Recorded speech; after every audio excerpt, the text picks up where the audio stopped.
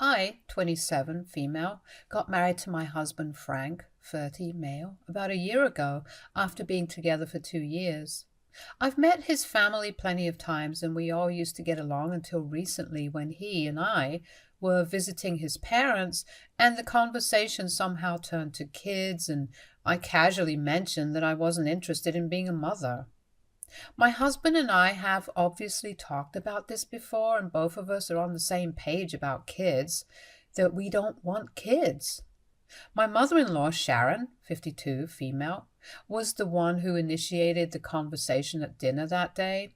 And when my husband and I made it known that we weren't planning on having kids ever, she tried to change our minds, especially mine. She continued to try and convince me to have kids at some point for the next couple of days until I told her that I wasn't interested and that neither was my husband. So that was it, and I didn't want to discuss this further. I made my boundaries clear, and I guess she couldn't handle it because after that, she started being really cold to me and would act weird every time I came around. My father in law, Ben, 53, male, didn't seem to care much, which was a relief. I did discuss Sharon's behavior with Frank, but he told me that she was just upset and would come around eventually because it's not like she had a choice.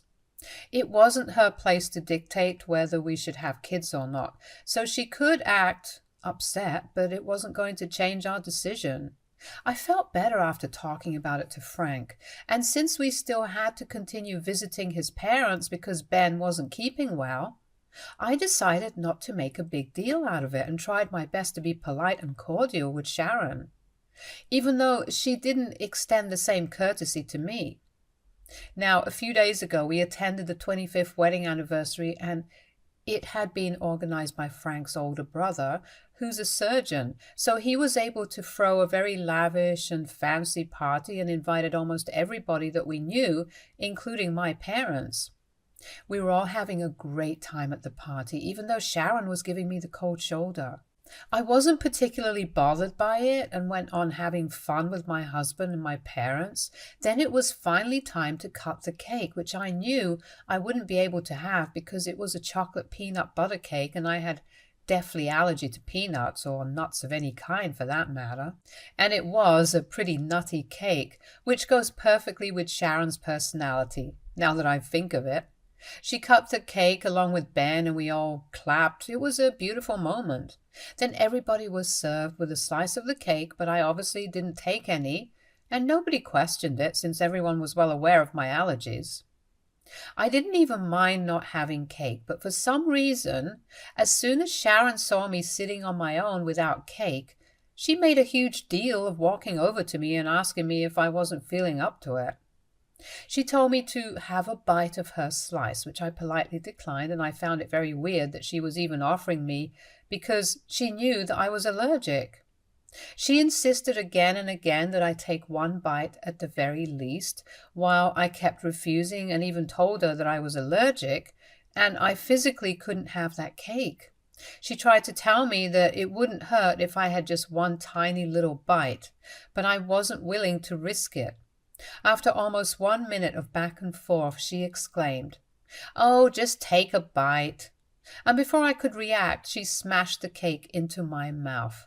I spit it all out immediately, and I had to grab a tissue from Frank so I could get any remnants out of my mouth immediately.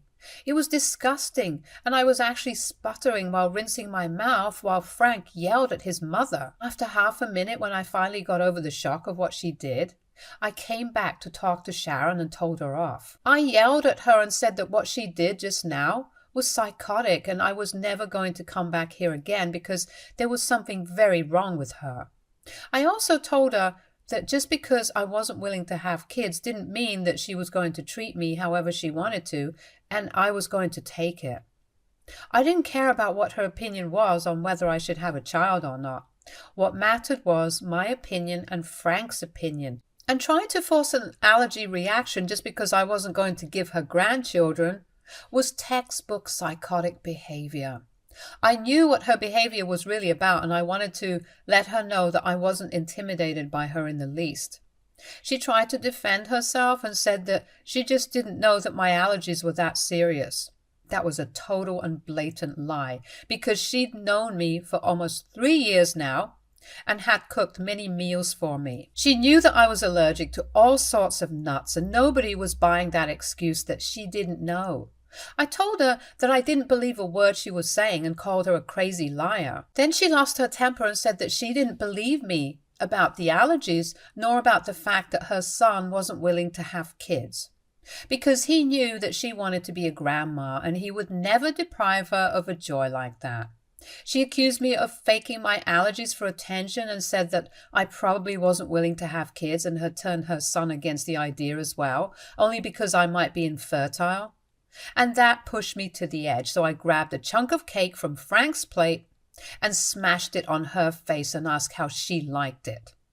After that, I stormed out without waiting for anyone, got into my car, and thankfully Frank was just behind me with my parents. They got in as well, and we drove back home quietly. I dropped my parents at their place, and then Frank and I headed home. It was a completely silent car ride, and even after we got home, we didn't say anything to each other for an hour or so. I guess Frank was waiting for me to calm down before he came in and spoke to me. In the evening, he made me some coffee, and we finally sat together in the living room, and he brought up what had happened at the party. I started off by apologizing to him, even though it wasn't my fault, but I still felt embarrassed for acting the way I did. And he told me that it was fine because he knew that I wasn't the one to blame. He then went on to tell me that the people who'd stayed back at the party were the ones who filled him in on what happened after we left. Apparently, Sharon started crying after Frank walked out and chose to follow me instead of staying back to see her. She was playing the victim, and her family was lapping it all up, calling me the most derogatory names in the book and accusing me of trying to take Frank away from her. The only one who called her out on her BS was Ben, surprisingly, since he usually tended to stay away from family drama, especially when it involved his wife. But this time, he stood up for us and told Sharon that she had nobody else to blame but herself for Frank walking out on her, because she'd always been a control freak and couldn't stand it whenever somebody tried to do anything that didn't align with her plans. They got into a bad fight, and everybody just waited around awkwardly while they argued with each other. Sharon accused him of choosing me over her and said that he was being unreasonable, but Ben stuck to his guns and didn't back down. They just went on arguing until Frank's older brother finally broke them up, and everybody went home after that because the day was pretty much ruined. One of Frank's cousins recorded the fight, and it was nice to see Ben sticking up for us. She and a couple of other relatives are the only ones on our side right now. Frank's brother thinks that I should apologize because he believes that I overreacted, and that I shouldn't have brought up my personal grudges against Sharon on the day of their anniversary and made it all about myself. And not just him, but Sharon's family also feels the same way and is saying that I owe them an apology because the fight wasn't even about us having kids or anything else in the first place. I made it about that. They think that I shouldn't have brought it up, and if I had been that offended by Sharon trying to force me to eat cake, then I should have just walked out after that instead of retaliating and creating a whole scene. They believe that I was the reason that Ben and Sharon ended up fighting, and had I just done the right thing and walked off, then nobody would have had to deal with that fight later. Frank told his brother off and said that I wasn't going to apologize because none of this was my fault. But all of them are pretty convinced that I'm the culprit and I ruined Sharon's anniversary party on purpose and caused Ben and Sharon to fight on their anniversary. From what they told me, the two of them aren't even talking right now, since Sharon packed a few of her things and went to live with a friend of hers after their big fight. Ben hasn't even tried to call her back, so AITA for fighting with my mother-in-law on the day of her anniversary for trying to force-feed me cake? Update 1. Hey, thank you for all the comments.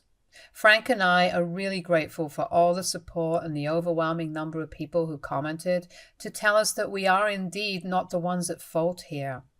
I did feel a tiny bit responsible when I learned that Ben and Sharon weren't even on talking terms after they fought, But after reading the comments, I realized that this wasn't my fault. It was Sharon's fault. She ruined her own party by making it all about me. To be precise, she didn't even make it about me. She made it about her issues with me, which is even worse because that day was supposed to be a celebration of her marriage to her husband. She chose to try and force feed me a cake that she knew very well I was allergic to, just for the heck of it. And then when the situation got worse, she started crying and playing the victim as if she wasn't the one trying to trigger an allergic reaction, only because I told her that I wasn't going to give her grandkids. And it isn't even as if I owe her grandkids. Nobody does. She ruined her own party, period.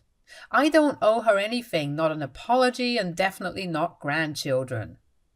It's been a few days, and Frank's brother and a couple of other relatives of his have been texting him almost every day to give him unnecessary updates on how Sharon is doing, which is almost always a reminder that she's miserable and a way to tell us that we're the reason behind her misery. He hasn't replied to any of them and is just ignoring it all, but he hasn't blocked them either because he thinks that Sharon might snap and go crazy, and he'd want updates for when that happens, in case it's a little too intense for them to handle, if you all know what I mean.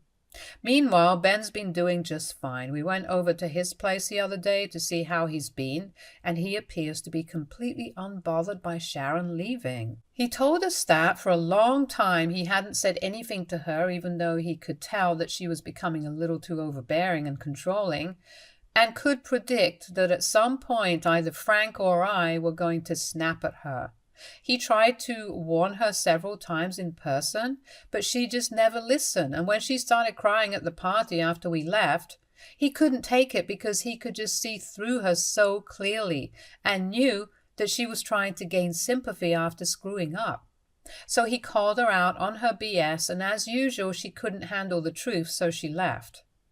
He told us that he knew she expects him to reach out to her first and apologize for the way he behaved, but he's not going to do that anymore, because he says he's too old to constantly be sorry for speaking his mind, and if after 25 years of marriage she still can't handle this sort of candor, then they probably shouldn't be married.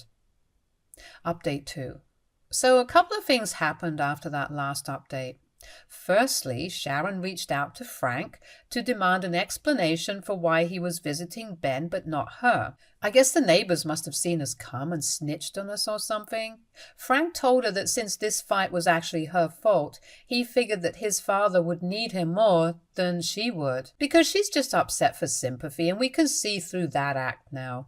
She got offended by that, and they had an argument on the phone, and for some reason she started accusing me of turning him against her, as if she doesn't do that job well enough herself. She told Frank that this was all my doing and she knew it. And even when Frank tried to tell her that I had nothing to do with this, and these were his own personal opinions, she wouldn't hear it and insisted that this was all my fault. That lady has it in for me just because I don't want to have kids. And it's the most ridiculous reason I can think of to hate somebody. I told Frank that I didn't want to talk to her anymore, and if she called again, then he shouldn't entertain it, and he agreed because there's just no point in trying to reason with her. She's beyond that. The second thing that happened was that we visited Ben at his house yesterday in the evening, and for the first time he offered us drinks. Ben usually doesn't drink because of his health, and we weren't sure if it was the right idea yesterday, but he insisted on it. Apparently, he'd spoken to a lawyer and was thinking of getting a divorce. It's a very big move after 25 years of marriage, and we asked him if he was sure about it, but he didn't seem to care and didn't even seem upset. Frank was a little shaken up by that news and took some time to process it, but Ben told him that this was the best decision that he could make under these circumstances. He said that he'd been thinking about this for a while now because he just wasn't happy, and Sharon was becoming increasingly annoying to be around. When we asked him how long he'd been considering a divorce, we expected him to say maybe a month or two, but he shocked us and said that he'd been thinking about it for almost 10 years now. He told us that when Frank was 20 and was about to graduate college, Ben thought that now that Frank was an adult and could handle his life and his finances, he could join his brother in the new business venture. Both of them had been talking about it for quite some time, but Ben hadn't been able to commit because he had a family to look after, unlike his brother, and had a lot more financial responsibilities resting on him that he had to think about, so he couldn't just quit his job and start a new business, which could take some time to become stable. But after Frank graduated, he told his brother that he was ready and he was about to quit his job. But while discussing it with Sharon, she told him it was a terrible idea and made him back down. She said that they wouldn't know for sure if the business was going to take off. And Frank didn't even have a job yet, so he'd probably need money for a couple of years before he was finally able to settle down. He tried to reason with her and even said that he could probably work in the business part-time and retain his job. But she made him give up the idea altogether, and now his brother, who runs the business on his own, is earning almost 3 times the amount that he makes. They've kept in touch, and there's not a day that goes by where Ben doesn't regret listening to what Sharon had told him. She hadn't even tried to talk to him, but had given him an ultimatum that if he took his brother up on that offer, then she'd take Frank and leave him, which forced him to give up on that idea. His brother still wants him to come on board, but Ben feels like he's just too old. And he's going to retire in a couple of years anyway, so it's just not going to be worth it. Frank was almost on the verge of tears because of how dejected his father sounded while talking about the opportunities that he'd lost, just because he listened to Sharon, who wasn't willing to bet on a brilliant mind like him. And it's true, Ben actually is one of the wisest and most intellectual people I know personally. I knew that if he was willing to invest in something, then it definitely wasn't a bad idea. And it's being proved by his brother, who worked on the business idea that Ben created and is now a successful businessman. Frank suggested that he take up whatever position his brother was going to offer him, even if it was just a couple of years away from his retirement. Because at the end of the day, at least he'd have the satisfaction of knowing that he tried. Ben argued that it was too late for him and said that the position was not a problem because his brother was ready to make him a partner in the firm, but he was just not into it anymore. We were really upset to hear him talk like that, so Frank and I decided that we were going to talk some sense into him, and we kept convincing him that he should talk to his brother and join him, because it was never going to be too late to do something for yourself. It was corny and preachy, but after a while we managed to convince him to at least contact his brother about this and talk to him about it, which is good. As for the divorce, we're obviously going to be supporting him in it. Sharon can't just try and control everybody's lives around her and think that it's completely fine and she can get away with it. The way she treated Ben wasn't fair, and what she did to me and Frank recently is also not fair, and she needs to know and learn that she can't just push people around and bully them into doing what she wants them to do. It finally makes sense why Ben was so upset when she was trying to humiliate us at the party, all because we weren't willing to obey her orders. And even after all of this, she still has the audacity to pretend like she's somehow the victim in the situation. I don't even feel bad for her anymore, because she's shown us that she doesn't deserve any sympathy from anyone.